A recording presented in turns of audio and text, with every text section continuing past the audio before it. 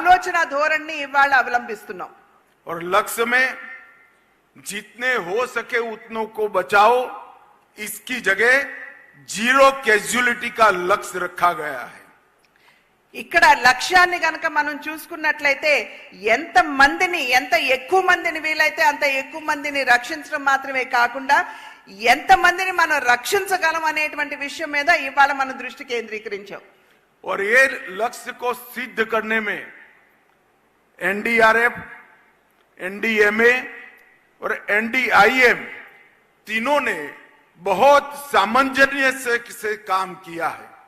ఈ యొక్క లక్ష్యాన్ని మనం ఏదైతే నిర్దేశించుకున్నామో దాన్ని చేరడానికి ఎన్డీఆర్ఎఫ్ కావచ్చు, ఎన్డీఐఎం కావచ్చు, ఇంకొక ఏదైతే ఇన్స్టిట్యూషన్ ఉందో అవి కావచ్చు, ఈ మూడు కూడా ఏ విధంగా పనిచేస్తున్నాయో వారి పనితీరు మనందరికీ అర్థమవుతుంది.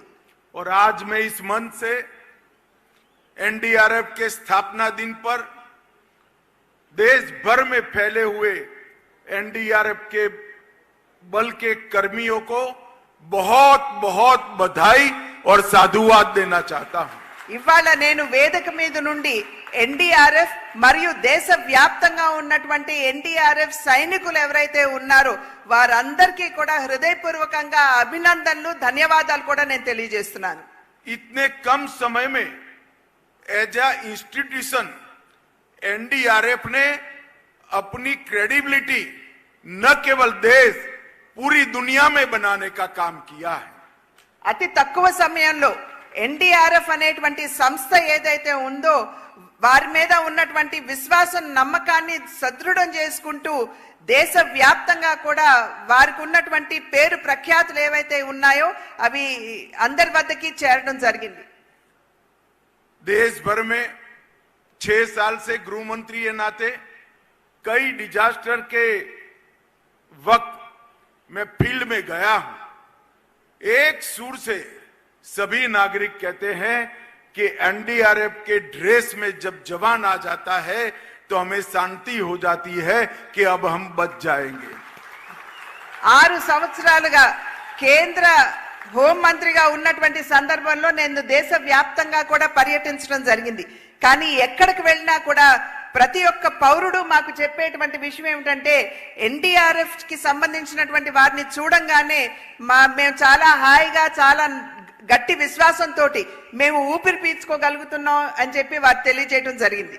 एक जमाने में ओडिशा में जब साइक्लोन आया तब 10,000 लोग मारे गए थे. अभी अभी विगत 2 साल के अंदर 2 साइक्लोन ऐसे आए जिसमें जीरो कैजुअलिटी का लक्ष्य हमने निश्चित कर लिया है, प्राप्त किया है. ఇంతకు ముందు ఒకానొక సందర్భంలో ఒరిస్సాలో వచ్చినటువంటి పెను తుఫాన్లో దగ్గర 10,000 మంది ప్రాణాలు కోల్పోవడం జరిగింది. కానీ ఈ మధ్య కాలంలో 2 సంవత్సరాల్లో 2 పెద్ద తుఫాన్లు మనం ఎదుర్కొన్నప్పటికీ కూడా ఏ ఒక్క ప్రాణాన్ని కూడా మనం కోల్పోలేదు అనేటువంటి విషయాన్ని మనం ఇక్కడ గుర్తించాలి. नेपाल, इंडोनेशिया, टर्की और बांग्लादेश और म्यांमार, वियतनाम, कई देशों के अंदर जब एनडीआरएफ की टीमें गई तब वहां की जनता को मदद करने में इनकी भूमिका की वहां के राष्ट्रीय अध्यक्षों ने बुरी प्रशंसा की है. నేపాల్లో కావచ్చు, ఇండోనేషియాలో కావచ్చు, టర్కీలో కావచ్చు, వియత్నాంలో కావచ్చు, మయన్మార్లో కావచ్చు, ఇలా అనేక దేశాల్లో ఎక్కడైనా సరే పెను విపత్తు వాటిల్లినప్పుడు అక్కడ ఉన్నటువంటి దేశాధ్యక్షులు ఎవరైతే ఉన్నారో వారందరూ కూడా ఎన్డీఆర్ఎఫ్ ని ప్రశంసించడం జరిగింది, వారి పనితీరుని. और मैं आज विश्वास से कह रहा हूं, एनडीएमए ने बनाई हुई नीतियों को जमीन पर एनडीआरएफ ने उतारा है और इसके कारण डिजास्टर मैनेजमेंट के मामले में आज भारत ग्लोबल लीडर बनकर बाहर आया है. ఎన్డీఎంఏ ఏదైతే విధి విధానాల్ని ఖరారు చేసిందో వాటన్నింటినీ కూడా ఎన్డీఆర్ఎఫ్ క్షేత్రస్థాయిలో వారు ఆచరణ పెడుతున్నటువంటి సందర్భంలో వారి యొక్క పేరు ప్రఖ్యాతులు గడించడం మాత్రమే కాకుండా ప్రజల్లో విశ్వాసం కూడా పెరిగింది అని చెప్పి మనం చెప్పొచ్చు. और इस बात का प्रमाण और कोई हो नहीं सकता कि नरेंद्र मोदी जी की सरकार डिजास्टर मैनेजमेंट के काम के लिए कितनी गंभीर है।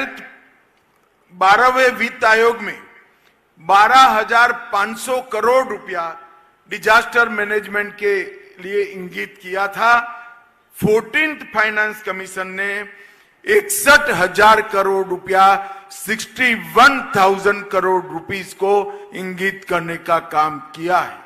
ఏ విధంగా ప్రధాని నరేంద్ర మోడీ గారి నాయకత్వంలో ఉన్నటువంటి ప్రభుత్వం ఎన్డీఆర్ఎఫ్ పట్ల వారికి ఉన్నటువంటి అంకిత భావాన్ని ప్రదర్శించారు అని చెప్పి మనం ఒక్కసారి తరిచి చూడాలి అని అంటే ఇంతకు ముందు 12,500 కోట్ల రూపాయలు ఎన్డీఆర్ఎఫ్ కి కేటాయించారు.